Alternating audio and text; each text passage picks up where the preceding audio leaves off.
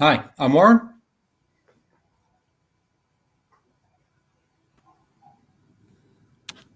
You there, Adam? Yeah, sorry about that. I'm still watching the video. Yeah, my name's Adam, and we work for the Sanguine Writing House, which is the UK's premier provider of online in-person games and mental health training. And today we're joined by Fraser Franks. Thank you for joining us, Fraser. No problem. Thank you for having me. I was going to jump in then and say, hi, my name's Fraser. I didn't know who was talking. Yeah, we always like to introduce a guest. It's really great to have you here today, Fraser. Well, just to start off, do you want to just tell us a little bit about your kind of your background and kind of where you started, really? Yeah, I'd say I'm probably a big part of my life has been football. So I'm a former professional footballer. I probably knew that, well, I did know that that's the path that I wanted to follow from a really early age. So 4 or 5, had a clear goal, clear purpose of what I wanted to do when I grew up, loved football. I joined Chelsea's academy at the age of 8. So got into that sort of serious professional environment at a really young age. Got released by Chelsea at 16, went to Brentford, and from there I went on to have a 12-year professional career. And it came to sort of an abrupt end a few years back. I was playing a game, I collapsed afterwards. I had chest pains, I had got rushed to hospital and got diagnosed with a heart condition. So my career was cut short there and then. I do need to have, probably in the next 5 to 10 years, I'll have open heart surgery and a valve replacement and another procedure in there. But that was the end of my career. I obviously knew that it was going to come to an end one day, but I'd probably begun planning it for maybe when I was 35, 36 and not 28. And at the time, my wife was 7 months pregnant. I'd only ever earned money through playing football. So mentally, it was a big shock to the system. And there was a lot of panic. There was a lot of anxiety. And there was a lot of drinking, because that was probably the one thing that at the time I felt switched me off. I felt it was a bit of an escape. It was a bit of a crutch. I felt it would help me sleep, but it didn't really help me sleep well. It just knocked me out a little bit. So alcohol became quite a big thing. But then fast forward, alcohol is still a big thing, and it's now become a real purpose of mine. I'm 13 months alcohol free, and I found a real purpose in talking about alcohol in different organizations, and I'm on a coaching course to help people, deal with alcoholism, or if they want to stop drinking. But I'm also still pursuing my other passion, which is professional football and sport, and trying to help as many young players as I possibly can to go on and have to thrive in a career instead of maybe survive as I think I did. That's amazing. Congratulations on 13 months without a drink. I think that in itself is a huge feat. And obviously, it's that recognizing that you've got a problem, isn't it? I think that's one of the big kind of things to overcome to start with. Was it yourself that realized you had a problem, or was it people around you telling you had an issue? No, it was all internal. I don't think anyone else probably even realized I was drinking that much. And I think a dangerous thing that you can do is start comparing it to other people, because other people were drinking way more than I was, drinking day after day, friends, family members, just people that I knew. But my issue was big enough for me. I just didn't like what I was doing after a drink. I didn't like the way I felt, didn't like the person that looked back at me in the mirror. But I also think now you don't have to be an alcoholic or hit rock bottom or lose everything in order to make a change. I felt, I didn't want to drink anymore.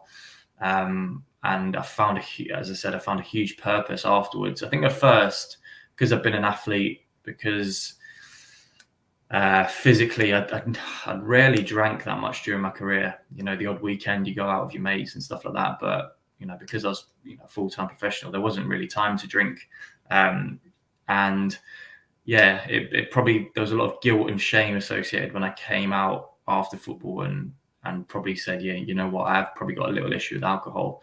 But after that, once I began sharing about it and talking about it and having other people reach out and sort of resonate with me, other people that are going through similar issues and we're dealing with it through probably substance abuse. It might not be alcohol, it might be drugs, it might be gambling, it might be overeating, whatever it might be, but trying to suppress some kind of feeling with something external. I found a huge passion in helping other people with that. Yeah. I mean, as a professional footballer, you must obviously be used to pressure and kind of performance and meeting kind of a certain standard. But when that's kind of taken away from you, you know, it must have been really, really difficult because, you know, like you said, that's been your whole focus for, you know, your 12-year career and leading up to it, you know. And do you think there is a lot of pressure on young people, especially, you know, people in sports and those kind of environments? Yeah, for sure.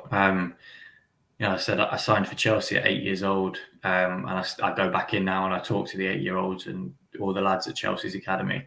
But at 8 years old, it should be really fun. It was fun, you know, for me at 6 or 7. It's why I loved it. But even at the age of 8 or 9, I remember going into games terrified. I was a mad Chelsea fan, desperate to be a professional footballer, desperate to please my coaches, terrified of making a mistake. And my attitude was, you know, don't be the worst player on the pitch and that's all right. Instead of, you know, taking the shackles off and making mistakes and being fine with that, I didn't want to make any mistakes. So that meant me probably hiding in the background a little bit. Whereas, you know, if you don't have that fear of failure and you just, you know, you continue enjoying it like you had been, my academy journey might have been a bit different, but I put huge pressure on myself. I also knew the sacrifices sort of my mum was making as well. 2 other kids, she was a single mum, taking me to training, you know, working, and you carry that as a young kid as well. You do notice certain things and sacrifices that people are making so that you can get to training, and that adds a little bit of pressure to, you know what, I need to do well because mum's giving this up and my brother and sister are missing out, and you do carry that. And I think a lot of us look at kids and think, oh, they've got no worries. But when you go back to even when you're 8, 9, 10 years old in anyone's life, we paint a little story. But if you actually dig into it, probably days at school or days you can remember or sleepovers you went to where you're nervous or you're terrified. And, you know, kids feel this fear and this anxiety as much as us adults do. Yeah. No, I completely resonate with that there, really. Like you say, you want to please everybody, and it kind of just takes the enjoyment out of what you're doing there. And that's one of the problems. And, you know, kids need to be kids, and we always say that, but there's pressure from everywhere to do well and to perform, whether it be sports or academics or just any other kind of out of school kind of project or whatever. So when you're speaking to the kids, what are you kind of telling them, or what are you trying to get across to them? How do you get that across to an 8-year-old as well? Yeah, it's difficult. I think there's certain things that you notice and you pick up from, you know, body language or how they answer certain questions at that age. You don't want to flood them with information. I think parents in that academy environment especially play a huge part. Every kid goes there and wants to, you know, they've got their eyes on the stars and they want to be superstars. But as parents, you have to take a step back and be grounded and be the one that's there supporting the player, not piling the pressure on, telling them they need to do this, they need to do that. So a lot of the work I do is with parents, but with kids and coaches especially, it's about encouraging failure. It's about learning. It's about making mistakes, knowing that it's absolutely fine and it's actually good to make mistakes, instead of fearing, you know, doing the simple thing or the safe option and not trying or not expressing yourself. It's actually, you know, showing them and teaching them that failure is absolutely fine. Doesn't mean you are a failure or you failed. It means you make a mistake, you learn from it, you go again, you keep trying, and especially for the younger, the better for that. And I try and do it with my daughter now. If she's playing, if she's on the swings or on the monkey bars, it's like part of you wants to go underneath and hover around her so that she doesn't get hurt. But then part of you thinks, you know what, if she falls here, she might learn next time that she's got to do something different, or she's got to go a bit slower. So I think as parents, sometimes we do want to protect our kids from failure, but sometimes it is the best lesson for them. I can definitely agree with that. As you say, it's you only learn from your mistakes, don't you? It's not about being a failure. That's not failing. That's learning. Was it Einstein who said something along those lines? Could be. Yeah. But as you say, so yeah, it is down. Like I say, make sure that the parents know to encourage rather than add that pressure on. Obviously, your mum was doing everything she could for you.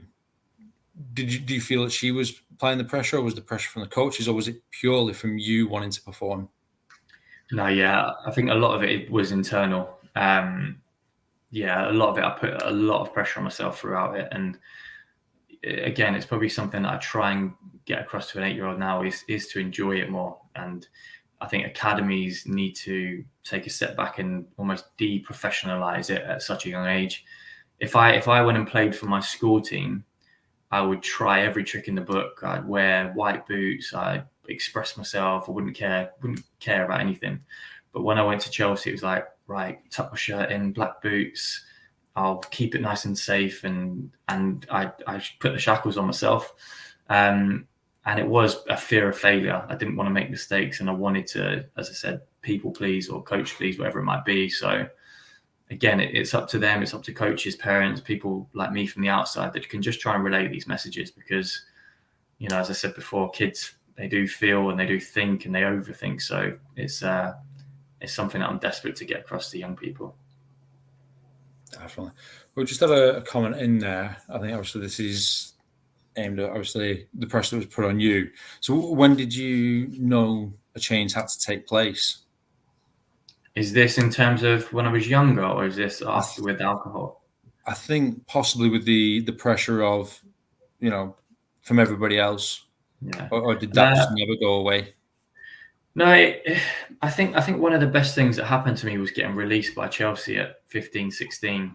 By the end of it, I was never going to play for Chelsea's first team. I wasn't, technically or physically good enough for that. And I was probably although I stayed there for that amount of time, I was probably clinging on every year, probably in the bottom quarter of the squad. There were players much, much better than me. And when I did get released, I went to Brentford and found that I was one of the better players in the squad.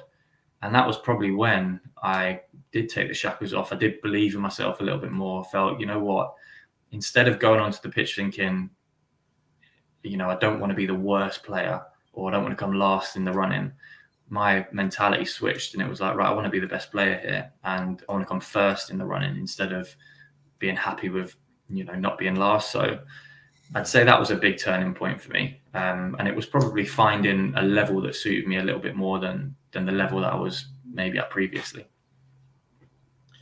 So obviously when that ended, and you obviously had the problems with your heart, that realization that you were never going to kind of play again, what kind of impact did that have, Fraser, in terms of you kind of mental well-being? A mixed one and a really sort of complicated one. I think at first, when you do come out of professional football, there was a bit of novelty there. So I could probably do things I'd never been able to do before, eat foods and drink and, just do things differently. My wife was 7 months pregnant, so that was a new thing going into and an exciting thing and something that I was, extremely blessed with to focus on early on. But not long after that, it was almost like an identity crisis. It was like, how do I introduce myself? And people are asking what I do for a living and I don't know what to say to them. And my friends are playing football and I'm sat at home and there was a lot of that and a lot of overthinking, a lot of worry about what I was going to do in the future, because, as I said, that's the only career that I'd ever known. Yeah. So there was a lot of that, and that's where the drinking did come in, because it was to block out that chatterbox voice in my head that didn't seem to shut up at the time. But yeah, it was a difficult transition when I look back at it. It was probably a tough first year, coming out of retirement and adjusting to a different way of living. But there were some brilliant moments in that year as well. But when I look back, there were a lot that, that probably a bit of a cloud that hovers over it as well. In terms of, obviously, the drink, I know, a lot of people do see it, like, say, as a crutch, and it's an escapism. Were you drinking? Was it publicly you were drinking, or were you drinking in secret? Yeah, it was more. I probably could have accepted it myself if it was more of a social thing, but it wasn't. It was just I enjoyed drinking alone at home.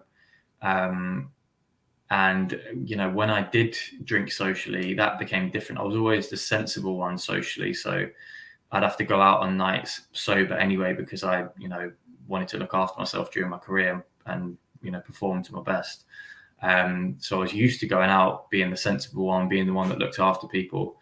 Then when I came away from it, it was like, right, I can be the one now that, drinks a bit more or gets drunk. And anytime I went out socially, I seemed to just take it too far and fall over or throw up or, just be paralytic and didn't know when to stop. But that was quite rare.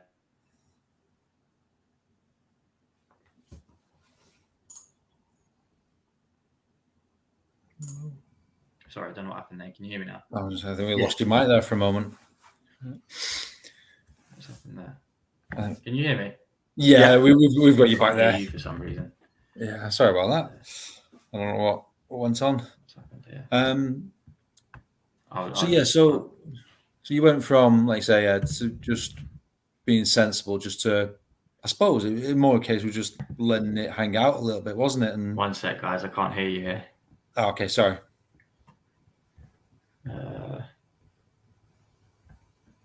What's going on here?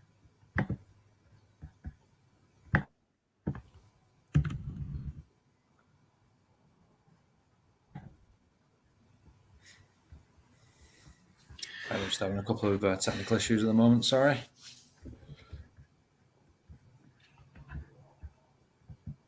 Can you hear us, Fraser? Yeah. Oh, I don't think you can hear us, Adam.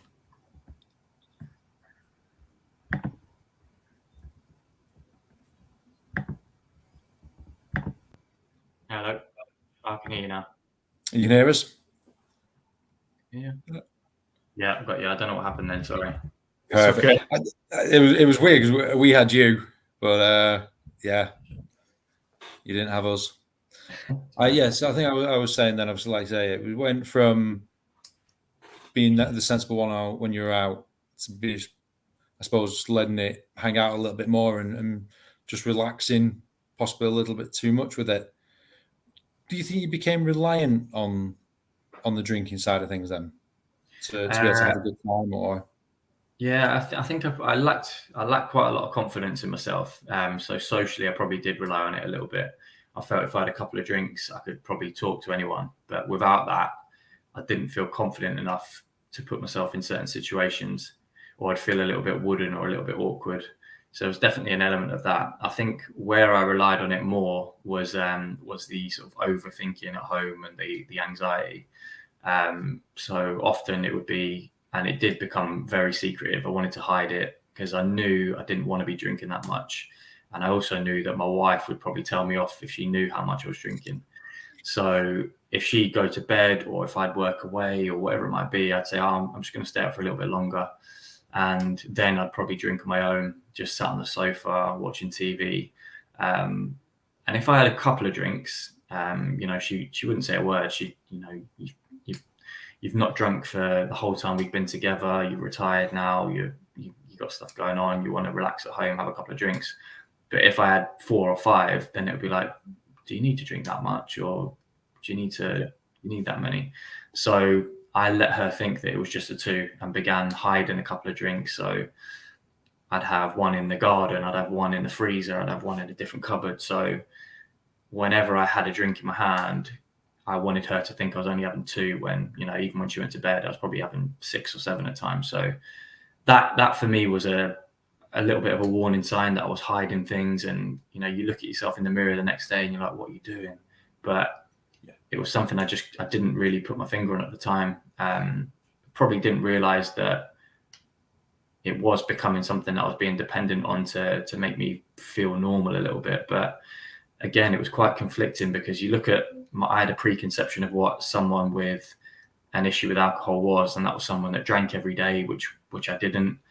It was someone that always got drunk, which I didn't do. It was someone that woke up in the morning and drank, which I never did. So I was, functioning really well. I was doing good in my job and still working out and going for a run, but just had these moments where I'd drink myself into oblivion. But as I said, it was noticing, that in myself and identifying it. And it did take me a long while to do. But there was a podcast that I listened to, and that was a big sort of game changer for me, because I listened to someone talk about alcohol, and it was as if he was telling my life story. And I was like, right, I need to do what this guy's done. I need to take a leaf out of his book, and it's the best thing that I ever did. I think identity was something that you mentioned earlier, and I think that's something that a lot of men struggle with. We know that men struggle to talk. And I think, for you especially, coming out of a career that you've had since kind of 8 years old, it's like, well, who am I now? And what do I do now? And kind of where do I go? And I think a lot of men go through those kind of identity type kind of crisis and imposter syndrome. It's and the big thing I think for men, rather than talking and getting help, is to turn to something, whether that's, drink or gambling, drugs even, and I think, through kind of your story as well, it would really help a lot of people in terms of what you've said, because drinking isn't, being addicted to drink isn't, sitting in the park with a bottle of whiskey in a brown paper bag, is it? We kind of have these stereotypes, don't we? And it's about control, and it's about whether you're feeling in control or out of control yourself, isn't it? And how you deal with that. So, that's kind of going to resonate with a lot of people, because, it's whether we feel like we have that control in ourselves, and quite often we don't with a lot of things. But it's amazing that you've managed to kind of go to the point where you've gone and pulled it back, and I suppose that comes from your football and your professional kind of mindset of knowing what a limit is. Would you say that's kind of right? Yeah, I think just going back to like what my values are and what do I want in life, and does alcohol match up with that? And it didn't, and that was a big thing for me. So I really look after my health, but alcohol didn't, went against that. I want to be the best dad that I can, but on a Sunday morning I'm hungover at the park and not being there present with my little girl. And I want to be the best I can in my career and help people, but if you try and contact me at 7 o'clock on a Tuesday night, there's a good chance I might have been, under the influence. Or if my daughter needs me in an emergency, can I drive, or can I be in the right state of mind?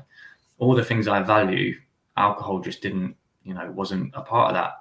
And it's, within our society, it's just drilled into us. It's like, you go to any event, you go to a wedding, you go to a funeral, and a baby's born, it's like wet the baby's head. And drinks, it's like team bonding is around alcohol, and it subtly plays like a massive part in our society. But when you spoke about men there, it's like a lot of the time women, get this as well, but I think they're much better at talking about it with a group of friends. But we walk around just suppressing emotions all day. So I've been doing it in that environment of football since I was 8 years old. I was terrified, I was nervous, but I didn't want to show that to anyone, didn't want to tell anyone that, because I thought it was a weakness. And then when you go into retirement, when I retired from football, it's like I was panicking and I was fearful and I was anxious and worried. But my wife is 7 months pregnant, and do I want to put all that onto her? And I'll just pretend that everything's fine and suppress it. And we get this, I see it all day long now that, men that, and, if you're a dad and COVID's hit and you're worried about finances, or you're worried about your own future or paying your bills, and sometimes you want to protect the people around you, so you won't, open up and spill it all onto them. But you need to, and I feel you need to express these emotions, because if you don't, you end up suppressing them, and it usually does come out in an unhealthy behavior. So it might be a substance, it might be you lashing out, it might be you overworking or not being present with your kids.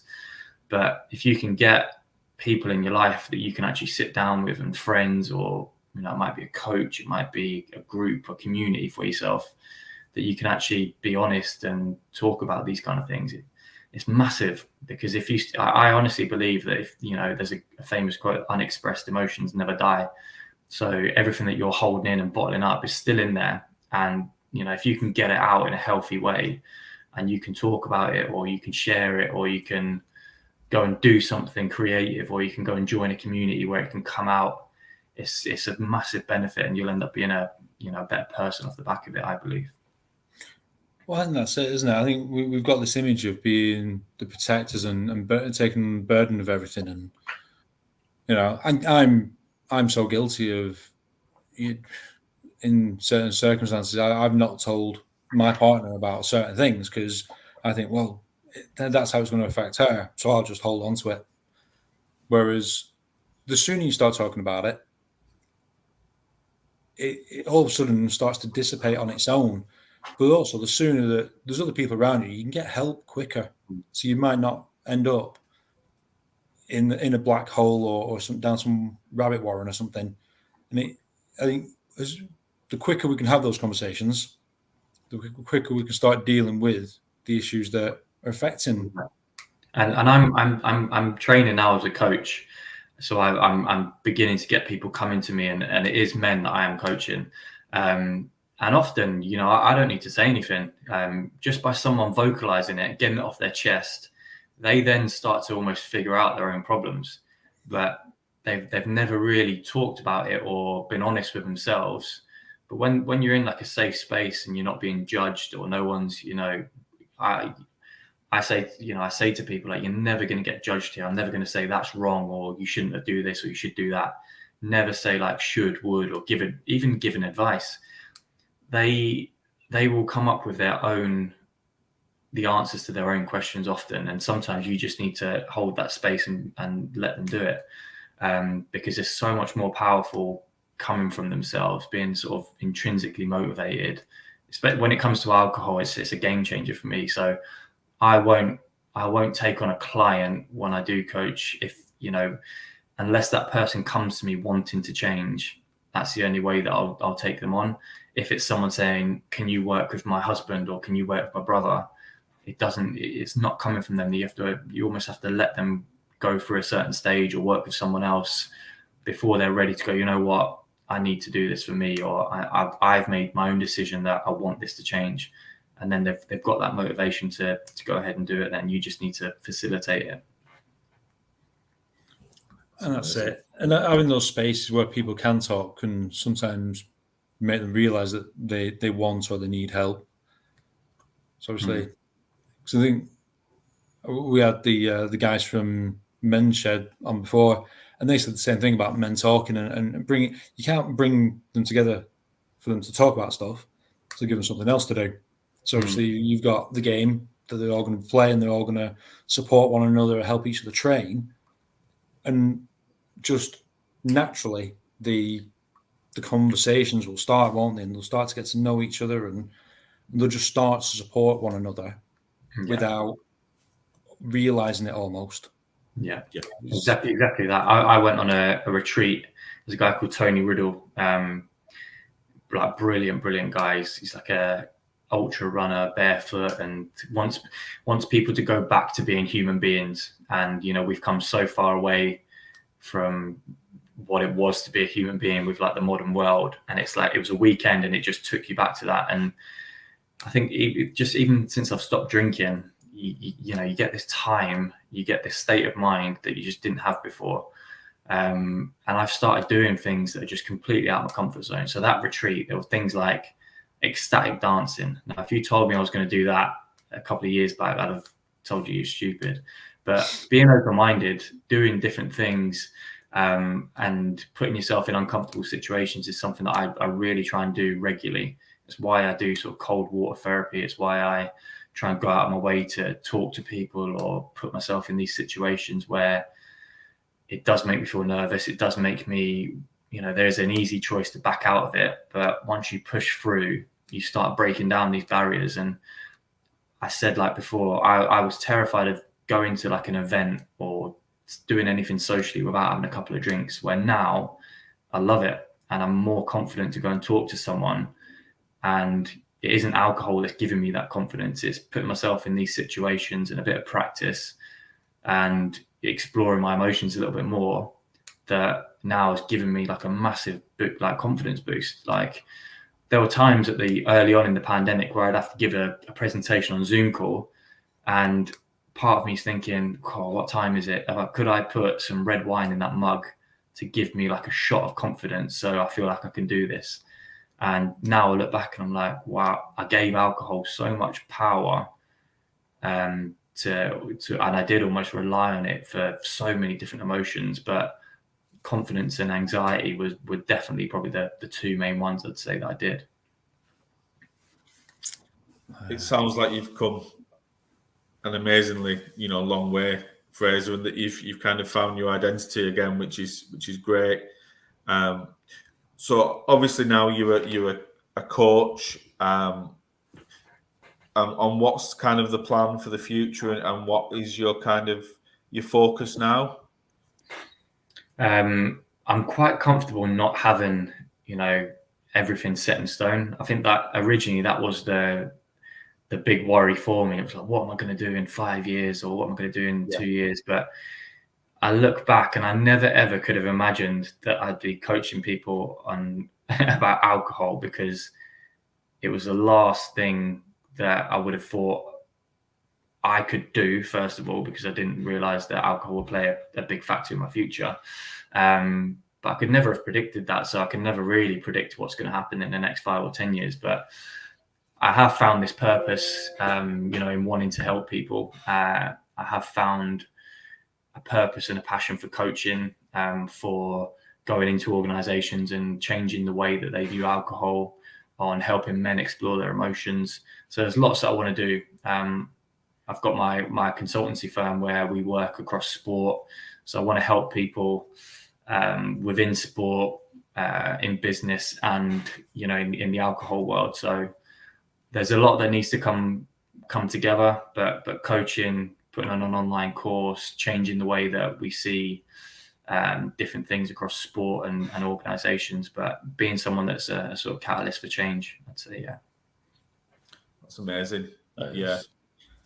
I think, it is a wonderful thing that has actually happened. Like, say, when we were talking before, your career kind of ending in the football region has kind of exploded you into something else and given you an opportunity to do so much for so many other people. And it is that opportunity that is just amazing. And the way that you've handled that and the way that you've run with it has just been, it is amazing. As Sasha says here, it is a powerful journey that you've been on there. I just think it's amazing. No, thank you, mate. There's a book called The Obstacle Is the Way, by Ryan Holiday, and he's an author that I love, but talks about like some of the hardest things that you go through, or your biggest challenge, can sort of become your purpose. And I've seen it so often now. Like for me, my biggest battle was alcohol, and now it's become, my purpose. I know a lad whose brother committed suicide, who now has used that and has gone on to create an unbelievable foundation that helps so many different people. One of my colleagues had her iCloud hacked and, was a victim of revenge porn, now goes into schools, academies and organizations talking about this. And I do think, when you're going through it at the time, it sounds impossible to believe, like you're the most difficult thing you'll ever go through, but it can actually be, your future. It can actually be something that provides you with an opportunity and a purpose going forward. And I try and get that across to people when they are going through something incredibly difficult. They might be the most anxious person in the world. They could end up helping other people that are going through that in years to come. So yeah, that book and that outlook on life, the obstacle is the way, that's been something that I've tried to take with me for sure. There's nothing as powerful as using your own experience to help other people, and whether that's a good experience or a bad experience. And if we can turn that around and use that to empower other people and give people, a chance and a hope, then that's just amazing. But yeah, it's been great having you on, Fraser. Just want to say thank you. It's been an amazing chat. And we look forward to maybe having you on again and seeing where your journey's taking you in the future. But thank you for sharing your story and thank you for being so honest with us.